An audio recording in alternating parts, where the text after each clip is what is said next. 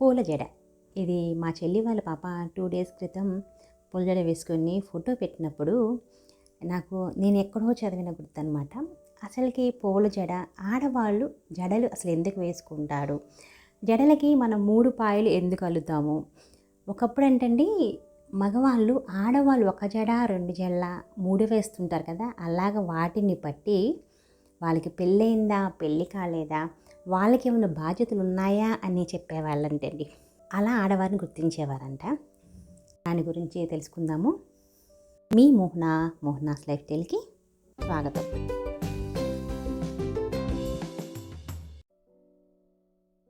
ఇప్పుడు అంటే ఫ్యాషన్ పేరిట జుట్టుని వదిలేయటం ఎక్కువగా అయిపోయింది.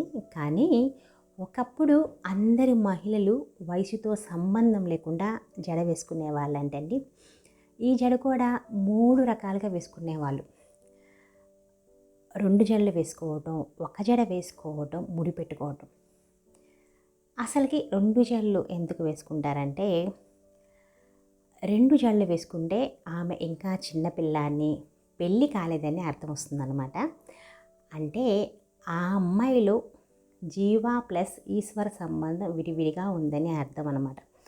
అంటే జీవ అంటే ఇక్కడ ఆత్మ అని. ఇక 1 జడ వేసుకోవడం అన్నమాట. పెళ్ళైన ఆడపిల్లలు మొత్తం జుట్టుని కలిపివేసి ఒకటే జడగా ఎక్కువగా వేసుకుంటూ ఉంటారు కదా. అంటే ఆమె తన జీవేశ్వరుని చేరి వివాహం చేసుకొని భర్తతో కలిసి ఉంటుందని అర్థం. అంటే పెళ్ళైన వాళ్ళు ఎక్కువగా అలా వేస్తారు కాబట్టి భర్తతో కలిసి ఉంటుందని అర్థం అన్నమాట. ఇక ముడిపెట్టుకోవటం, జుట్టుని ముడిపెట్టుకొని కుప్పులా పెట్టుకుంటూ ఉంటారు కదా. అంటే ఆమెకు సంతానం కూడా ఉంది, పిల్లలు ఉన్నారని అర్థం. కొన్ని బాధ్యతలు మోస్తుంది, గుట్టిగా ముడుచుకుంది అని అర్థం వస్తుందన్నమాట. తనకి కొన్ని బాధ్యతలు కూడా ఉన్నాయి, పిల్లలు కూడా ఉన్నారని ముడి వేసుకుంటే అర్థం అన్నమాట. అయితే 1 జడ వేసుకున్నా, 2 జడలు వేసుకున్నా, చివరకు కొప్పు పెట్టుకున్నా కానీ జుట్టుని మనము 3 పాయలుగా విడదీసి త్రివేణి సంగమంలా అలా అలా అల్లుతూ ఉంటాం కదా. అసలు ఈ 3 పాయలకి అర్థం ఏంటి అంటే, తాను, తన భర్త, తన సంతానం అనే 3 పాయలకు అర్థం వస్తుందన్నమాట. ఇంకో అర్థం ఏంటంటే సత్వ, రజ, తమో గుణాలు అనే అర్థం వస్తుందన్నమాట ఆ 3 పాయలకి. ఇంకొక అర్థం చెప్పాలంటే జీవుడు అంటే తన ఆత్మ, ఈశ్వరుడు, ప్రకృతి అనే అర్థాలు కూడా వస్తూ ఉంటాయి అన్నమాట. అమ్మాయిలు వేసుకున్న జడను బట్టే వారు పెళ్ళైన వారా, పెళ్ళి కాని వారా, పిల్లలు ఉన్నారా లేరా అనే విషయం తెలిసిపోయేదన్నమాట. ఒకప్పుడైతే ఇంత అర్థం ఉంది కాబట్టి మన సంస్కృతి సాంప్రదాయాలు నేటికి కూడా ఆదరించబడుతున్నాయన్నమాట.